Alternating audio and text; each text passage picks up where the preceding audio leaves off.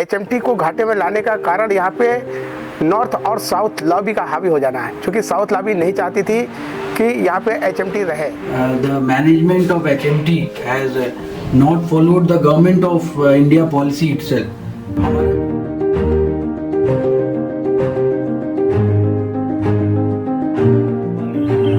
1995 से हमारा जो है तनख्वाहें लेट होने लग गई और हमें बड़ी मुश्किल से जीवन यापन करना पड़ा। फैक्ट्री घाटे में जाने लग गई, हमें सैलरी मिलना बंद हो गया और ऐसे ही अपना कम में हम ऐसे ही अपना वो करते रहे, अपना खाने पीने का व्यवस्था बनाते रहे।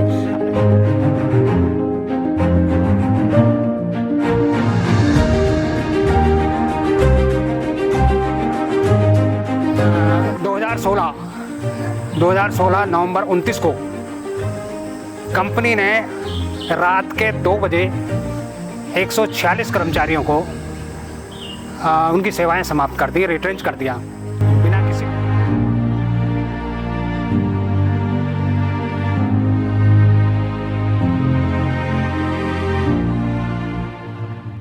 एचएमटी 60 के दशक की भारत में घड़ियों का सबसे चहेता ब्रांड रह चुका है।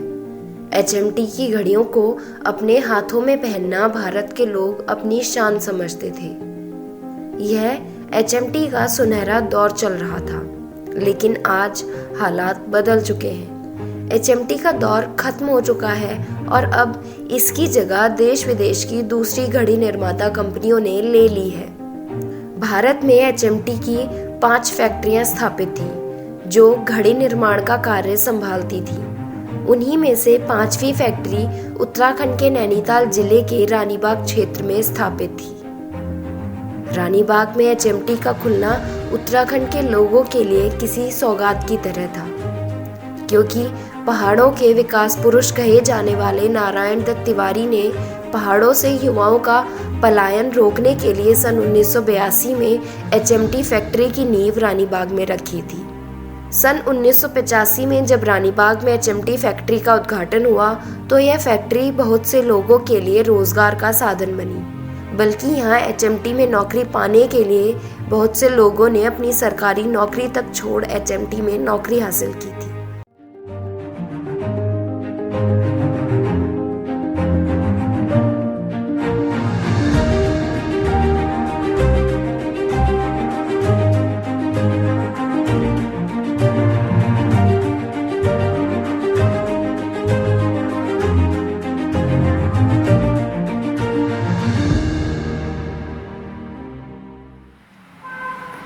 सन 1982 में जब यहाँ के उद्योग मंत्री स्वर्गीय पंडित नारायण दत्त तिवारी जी थे, तो यहाँ उत्तराखंड के युवा बेरोजगारों को रोजगार देने के लिए सीमांत क्षेत्र को देखते हुए एक अच्छा उद्योग लगाने का फैसला किया।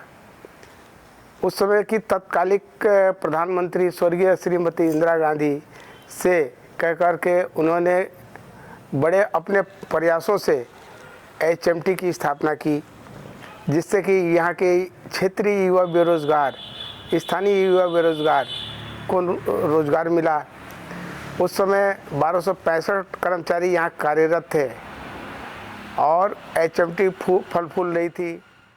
रानीबाग की एचएमटी में लगभग 1200 कर्मचारी रोजगार के लिए जुड़े। एचएमटी रानीबाग में मुख्य घड़ियों को बनाने का काम होता था। सब कुछ मध्यम गति से चल रहा था, लेकिन सन 2001 के आते आते कंपनी को बड़े प्रोजेक्ट मिलने बंद हो गए और अब फैक्ट्री सिर्फ केंद्र से मिलने वाले पैकेज पर ही निर्भर थी।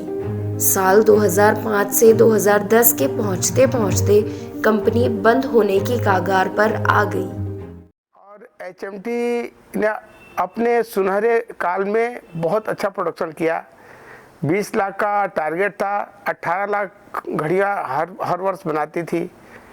इसके बावजूद भी एचएमटी घाटे में नहीं थी। एचएमटी को घाटे में लाने का कारण यहाँ पे नॉर्थ और साउथ लॉबी का हावी हो जाना है, क्योंकि साउथ लॉबी नहीं चाहती थी कि यहाँ पे एचएमटी रहे और एचएमटी के लगते ही साउथ लॉबी के ही सारे अधिकारी रहे। उन्होंने कभी नहीं चाहा कि ये एचएमटी यार रहे और उन्हीं के कारनामों से ये HMT डूबने के कगार पे आई और उन्होंने ही लिख करके दे दिया कि इस HMT को बंद कर दिया जाए। इसका स्वर्णिम काल 1998 तक रहा। 1998 के बाद में इसका डाउनफॉल आना शुरू हो गया। तत्कालिक उस समय के 1991 के प्रधानमंत्री डॉक्टर मनमोहन सिंह जी थे। उन्होंने कुछ WTO में जो मामले आए थे कि पूरे विश्व का व्यापार खोल दिया था, उससे भी घड़ियां बाहर से आने लगी, चाइनीज़ घड़ियां आने लगी, जिससे कि काफ़ी फ़र्क पड़ा HMT पे। उसके बाद HMT चलती रही। कई बार ऐसा हुआ कि HMT को बंद कर दिया जाए हैं, अब पुनः प्रयास किए गए, HMT के यूनियन ने प्रयास किए, जिससे कि HMT चलती रही। उसके बाद भारतीय जनता पार्टी की सरकार आई। भारतीय जनता पार्टी की सरकार आने के बाद कई प्रयास किए गए। उस प्रयासों से माननीय अटल बिहारी वाजपेयी जी यहाँ के उस समय के प्रधानमंत्री थे, उन्होंने भी प्रयास किया और कंपनी चली। वर्तमान में जो केंद्र सरकार है, इससे पहले भी उनकी सरकार रही, माननीय नरेंद्र मोदी जी प्रधानमंत्री बने, उन्होंने फैसला लिया, उनके कैबिनेट ने फैसला लिया कि ये कंपनी बंद कर दिया जाए। चूँकि हमने बहुत प्रयास किए, भारत सरकार से हमारी काफ़ी वार्ताएं हुई कि किसी भी रूप में इस कंपनी को चलाया जाए। हमने ये भी ऑप्शन रखा था, हमने लिख के दिया भारत सरकार को कि इसको कोऑपरेटिव के रूप में चला दिया जाए, ये हमें सौंप दिया जाए, आप मॉनिटरिंग करें, परचेज सेल ये सब हमारे हाथ में, मैन्युफैक्चरिंग परचेज एंड सेल हमारे हाथ में दे दें। यदि कमाएंगे तो हम खाएंगे, सैलरी लेंगे, नहीं कमाएंगे नहीं खाएंगे। अगर बेनिफिट होता है तो भारत सरकार इसका बेनिफिट ले, इसका फ़ायदा ले। हमने सारे ऑप्शन रखे, पर हमारे किसी भी बात को माना नहीं गया। हमारी बहुत वार्ताएँ हुई भारत सरकार से, सारी वार्ताएँ फेल हुई। इन्होंने 6 दिसंबर 2016 को निर्णय लिया, 6 जनवरी 2016 को निर्णय लिया कि इस कंपनी को बंद कर दिया जाए। उस समय के तत्कालीन प्रधानमंत्री, जो वर्तमान में प्रधानमंत्री हैं, नरेंद्र मोदी जी थे, इनकी कैबिनेट ने ये फैसला लिया। इसके बाद हम लोग काफ़ी आंदोलनरत रहे, इस कंपनी को चलाया जाए। इस कंपनी को मात्र 888 करोड़ के घाटे में बंद कर दिया गया, जबकि हमने भारत सरकार से वार्ता करते हुए ये बात रखा था कि एयर इंडिया को 5,500 या 5,000 करोड़ का हर साल घाटा हो रहा है, बाकी ITI को घाटा, इतना बड़ा घाटा हो रहा है, स्कूटर इंडिया को इतना बड़ा घाटा हो रहा है, पहले उन कंपनियों को बंद कर दिया जाए। 888 करोड़ रुपया इतने बड़े कंसर्न, इतनी बड़ी HMT में कमाना बहुत बड़ी चीज़ नहीं है। और आज के तारीख में भी मैं कहता हूँ, इस कंपनी को गलत बंद किया गया है, जानबूझ के बंद किया गया है। हमारे साथ नाइंसाफ़ी की गई है, यहाँ के युवा बेरोजगारों के साथ, यहाँ के उत्तराखंड वासियों के साथ नाइंसाफ़ी की गई है। ये कंपनी चलती फलती फूलती, यहाँ के युवा बेरोजगार आज भी नौकरी कर रहे होते। साल 2012 से 2013 तक HMT की घड़ियों का सालाना टर्नओवर जो कभी 500 करोड़ पार हुआ करता था, वो मात्र 242 करोड़ रह चुका था। कंपनी पर कर्ज बढ़ रहा था और मुनाफा लगातार घट रहा था, जिसके चलते घड़ियों का उत्पाद बंद करने का फैसला लिया गया और साल 2016 में HMT रानीबाग पर ताला लटक गया।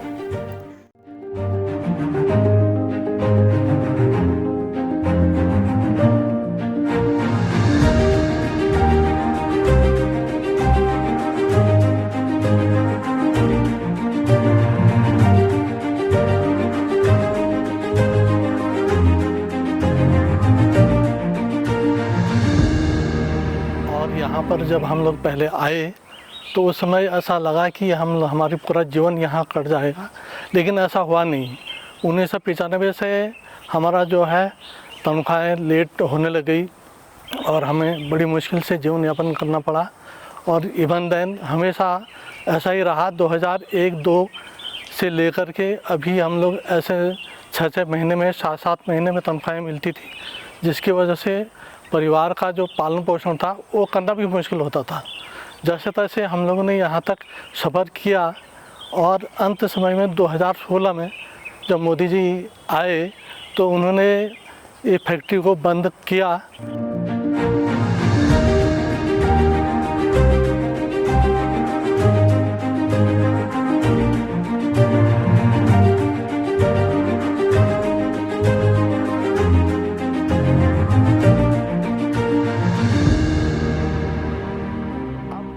कंपनी बंद होने के पश्चात हमारे यहाँ एक सिस्टमेटिक तरीका नहीं अपनाया गया बंद करने में। एक ऐसा सिस्टम बनाना चाहिए था जिसका कि सबको बराबर का बेनिफिट होता। अगर किए हुए वर्ष का 2 महीने के हिसाब से अगर BRS दे देते तो हो सकता है कि सभी लोग BRS चले गए होते। अब BRS का ऑप्शन इन्होंने रखा, प्रत्येक व्यक्ति के लिए BRS आया। 512 कर्मचारी HMT वॉचेज में कार्यरत थे। HMT वॉचेज की 5 कंपनियां थीं, 2 बेंगलोर में, 1 तुमकुर में, 1 श्रीनगर में, 1 HMT रानीबाग। 5 को एक साथ बंद करने का फैसला किया। और अगर वो फैसला इन्होंने सही रूप में अगर लिया होता और सबको बराबर का अगर लाभ दिया होता तो शायद आज ये कंपनी चलती। पर हम लोगों ने बहुत मेहनत किया कि कंपनी बंद ना हो, किसी दूसरे रूप में चले, HMT चलाए, किसी दूसरे रूप में चलाए और किसी का रोज़गार न छीने। 2016 से हम लोग यहाँ पे धरना प्रदर्शन हमने सब कुछ किया, भारत सरकार से वार्ता किया। वार्ता करने के बावजूद भी भारत सरकार के जू नहीं रहेगा। इन्होंने इस कंपनी को बंद करने का फैसला ले ही लिया। हमने इसका जब विरोध किया तो हमारी वार्ता जब भारत सरकार से विफल रही, भारत सरकार ने एक निर्णय हमको दिया कि जो भी कर्मचारी कार्यरत हैं उनको BRS VSS का लाभ देते हुए कंपनी बंद कर दिया जाए। चाहे रिट्रेंचमेंट भी अगर करें तो भी BRS VSS का लाभ इनको दिया जाए, तब कंपनी को बंद किया जाए। पहले पैसा दे तब कंपनी को बंद करें। ड्रामेटिकली ऐसा हुआ 29 नवंबर 2016 को इस कंपनी को अचानक रात्रि में चोरों की भांति आकर के बंद कर दिया गया। सवेरे हम लोग ड्यूटी पे गए तो पता चला कंपनी बंद है। अब कुछ लोगों को तो हार्ट अटैक होने से बचा, कुछ लोगों को हॉस्पिटल से इलाज दवाई दिलवाना पड़ा, ब्लड प्रेशर का, इतना ब्लड प्रेशर बढ़ गया। बिना कोई पैसा दिए, बिना 1 रुपया दिए इन्होंने रात्रि में चोरों की तरह कंपनी को बंद किया, जो कि एक वैधानिकता भी नहीं था, संविधान का घोर उल्लंघन किया। हमने इसका विरोध किया, हमने सांसद महोदय से बोला। इसके बाद इस कंपनी और चेयरमैन साहब से हमारी बात हुई तो इस कंपनी को पुनः बिना किसी बात के इन्होंने पुनः खोल दिया। और मैनेजिंग डायरेक्टर HMT ने ऑर्डर किया है कि सबकी नौकरी पुनः बहाल की जाती है। अब हम लोग भयग्रस्त थे कि अगर ऐसा ही रहा माहौल तो हो सकता है पता नहीं कब कंपनी बंद कर दें। हम लोग भयवश हाई कोर्ट की शरण में गए। ऑनरेबल हाई कोर्ट ने 8 दिसंबर 2016 को हमारी बात को जायज़ ठहराते हुए इस मामले बंदी पे स्टे दे दिया। स्टे के बाद ये कंपनी चलती रही और चूँकि मैनेजिंग डायरेक्टर का एक ऑर्डर भी था रीशेड्यूल का, हमें पुनः नौकरी देने का, उस ऑर्डर पे कंपनी चलती रही। 22 मार्च 2019 को पुनः रात्रि में चोरों के भांति आकर के इस कंपनी को बंद कर दिया गया और सबका एंड ऑफ सर्विस का बिना नोटिस के एंड ऑफ सर्विस का लेटर चस्पा कर दिया गया गेट पे और गेट को चारों ओर से बंद कर दिया गया, जो कि बहुत गलत था। इसका हमने विरोध किया, अपना विरोध सांसद महोदय को दर्ज कराया, भारत सरकार को दर्ज कराया। परंतु हमारी किसी ने नहीं सुनी, क्योंकि वो लोग, इनकी मंशा थी कि ये कंपनी को बंद करना ही करना है, किसी भी सूरत में बंद करना है। और कंपनी ऑफिशियली 22 मार्च 2019 को बंद हुई। हमने कहा ठीक है, आपने कंपनी बंद कर दिया, अच्छी बात है, कोई बात नहीं, हम भी एक्सेप्ट करते हैं। हमने भी लिख के भारत सरकार को दे दिया कि 22 मार्च 2019 तक का जो भी हमारा VSS का हिसाब है, जो लेबर मिनिस्ट्री ऑफ इंडिया ने एक ऑर्डर में दिया है, वो हमें दे दिया जाए, जिस ऑर्डर के तहत कंपनी को बंद भी किया गया। उस बात को भी नहीं माना इन्होंने, तो मजबूरी में हमें हाई कोर्ट के शरण में जाना पड़ा। ऑनरेबल हाई कोर्ट ने हमसे ये बोला 2019 में कि आप लोग अब कंपनी नहीं चल सकती है, तो आप लोग VRS के लिए अलग से एक पिटीशन लगाएं, हम आपको पूरी लिबर्टी देते हैं और इस को आप पुराने वाले को विड्रॉ कर लें। हमने पुराने एप्लीकेशन को विड्रॉ करके नया एप्लीकेशन हमने डाला, नया पिटीशन डाला, जो पिटीशन आज भी पेंडिंग है। जानबूझ करके ये लोग इसको लिंगर ऑन करते जा रहे हैं। भारत सरकार ने हमें परेशान करने के उद्देश्य से कई बार यहाँ पे ऐसी परिस्थिति आया कि चूँकि अब हमारे पास पैसे नहीं होंगे तो लोग जाएंगे कहाँ, अपने लिए, बच्चों के लिए खाने के लिए पैसे नहीं हैं, खाने के लिए मोहताज हैं। तो इस परिस्थिति में अब एक कंपनी को तो इन्होंने बंद कर दिया, मगर ये नहीं सोचा कि पैसा दें। अब पैसे की लड़ाई इस समय ऑनरेबल हाई कोर्ट में चल रहा है, और हमने ये बोला कि ठीक है, आप हमारा जो जायज़ मांग है 22 मार्च 2019 को आपने ऑफिशियली कंपनी को क्लोज किया है, तब तक के हमारे जो लेबर मिनिस्ट्री भारत सरकार का आदेश है उसका पालन करते हुए हमारा हिसाब कर दें, हमें VSS दे दें और 22 मार्च 2019 तक का ड्यूज और सैलरी जो बनता है वो दे दें। सन 2016 में रानीबाग स्थित इस फैक्ट्री पर ताला लटकने के साथ HMT रानीबाग का नाम तो इतिहास हो गया, लेकिन इसी के साथ एक नया अध्याय शुरू हुआ HMT में काम करने वाले 146 कर्मचारियों का।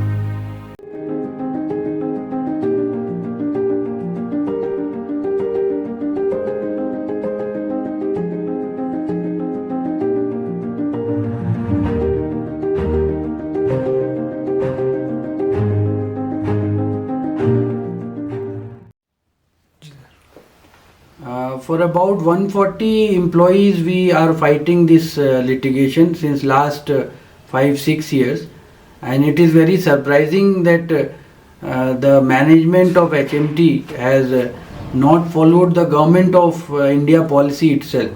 हमारा कोर्ट के सामने यही क्लेम है कि जो 2016 और जो 2018 में गवर्नमेंट ऑफ इंडिया की पॉलिसी है कि जो HMT की फैक्ट्रीज हैं इनको बंद किया जाए और जितने एम्प्लॉयज़ हैं उनको एक अट्रैक्टिव VSS पैकेज दिया जाए 2007 के नोशनल पे। और इतनी सिंपल सी बात भी मैनेजमेंट आज तक एग्जीक्यूट नहीं कर पाया है। For that court litigation is pending since last 5-6 years, और it is not very difficult for them. जितना समय पैसा अगर लिटिगेशन में जा चुका है इतने में तो हो सकता है शायद सबका कंपनसेशन भी हो ही चुका होता, but for no reason this litigation is just pending. Honorable Court has earlier given us a stay order. 2016 में ये फाइनल क्लोजर ऑर्डर आया था, हमने ऑनरेबल कोर्ट के सामने अपनी ग्रीवांस रखी थी, ऑनरेबल कोर्ट ने तब इसको स्टे किया। फिर उसके बाद ये कई राउंड ऑफ लिटिगेशंस में चलता हुआ आज तक यहाँ पहुँचा है, और honourable court has now asked from the HMT management to produce its standing orders, or on that basis litigation will further go on. However, the fact remains that Government of India itself has decided that attractive VSS package should be given to all the employees.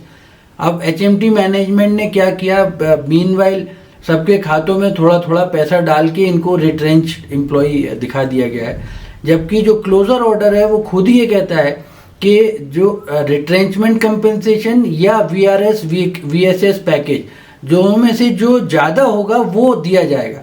तो government of India की intention तो बहुत clear थी कि जितने भी employees हैं किसी को दिक्कत ना हो, सबके लिए भलाई हो और सबका भला हो इस क्लोज़र से।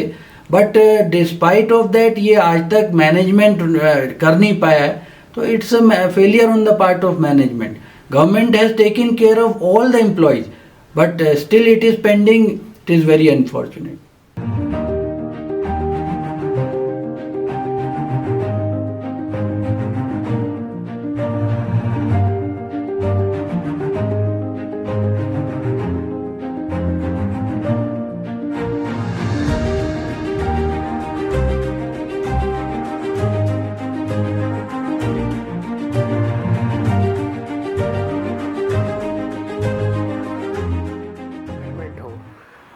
पिछले 3 वर्षों से हम बार बार गुहार लगा रहे हैं। हमने भारत सरकार को कई चिट्ठियां लिखी, हमने प्रधानमंत्री महोदय को कई चिट्ठियां लिखी, उद्योग मंत्री को कई चिट्ठियां लिखी कि इस मामले का निस्तारण जल्दी से जल्दी करा दिया जाए और हमारे जितने भी ड्यूज हैं, जो भी हमारा BRS का हिसाब किताब है, वो कर दिया जाए। और यहाँ पे जो इतना बड़ा इंफ्रास्ट्रक्चर है, आज इंफ्रास्ट्रक्चर इतना बड़ा मिलना मुश्किल है, और इस पर कोई ऐसा कार्य किया जाए जिससे यहाँ ये के युवा बेरोजगारों को रोज़गार सुलभ हो सके, मिल सके। आज हमारे सुनने में आया है कि उत्तराखंड गवर्नमेंट ने 72 करोड़ 2,10,000 रुपये में ये ज़मीन लेने का फैसला किया है। और समाचार पत्रों में तो ऐसा भी सुना गया है कि यह हस्तांतरण हो गया है। चूँकि ऑनरेबल हाई कोर्ट में हमारे एकोमोडेशन के लिए भी एप्लीकेशन लगा हुआ है, जो इस समय पेंडिंग है, और ऑनरेबल हाई कोर्ट ने हमें बोला है और उनके वकीलों को भी बोला है कि जब तक मामले का निस्तारण नहीं हो जाता है तब तक ये रहने के लिए आप लोग इनको नहीं छेड़ेंगे, ये लोग वहाँ रहेंगे। HMT रानीबाग के 146 कर्मचारी आज भी हाईकोर्ट में अपने हकों की मांग के लिए लड़ रहे हैं, जिसका अभी तक कोई भी समाधान नहीं निकल पाया है। हम अपने जायज मांग के लिए माननीय ऑनरेबल हाई कोर्ट में गए, इससे ये लोग जो है नाराज हो गए। अब जायज मांग हमारी ये थी कि हमारा 1 साल का ट्रेनिंग पीरियड होता था, जबकि जॉब ट्रेनिंग था। वो हमने ऑनरेबल हाई कोर्ट से ये कहा था कि हमारे जॉब ट्रेनिंग को हमारे सर्विस में इंक्लूड कर दिया जाए, मात्र इतना एक डिमांड था। और 97 का एक एरियर था, जो कि इन्होंने एक लेटर दिया था कि HMT को अगर कंपनी में अगर सैलरी रिवाइज होता है तो आपको भी दिया जाएगा। इन्होंने हमें नहीं दिया। इन 2 मांगों को लेकर के हम ऑनरेबल हाई कोर्ट में गए थे। पर आज की परिस्थिति में हम तो ये कह रहे हैं कि जो लेबर मिनिस्ट्री ने ऑर्डर किया 17 नवंबर 2016 को एक ऑर्डर पास किया कि whichever higher VRS VSS या रिट्रेंचमेंट, दोनों में से जो ज्यादा है उसको देते हुए सबसे पहले पैसा दें, उसके बाद कंपनी को क्लोज कर दें। पैसा तो इन्होंने दिया नहीं, उल्टा लिंगर ऑन करते रहे, भारी भरकम वकीलों की फौज खड़ा करके इसको आज तक हमें परेशान करने की दृष्टि से ये कार्य करते रहे। आपने देखा होगा कि हमारी कॉलोनी पूरा खंडहर हो चुकी है, इसके बावजूद भी हम रहने को क्यों मजबूर हैं? क्योंकि हमारे पास छत नहीं है, पैसे नहीं है। ठीक है, भारत सरकार हमारा निस्तारण कर देती है, हमें हमारा पैसा दे देती है, हम जाने को तैयार हैं।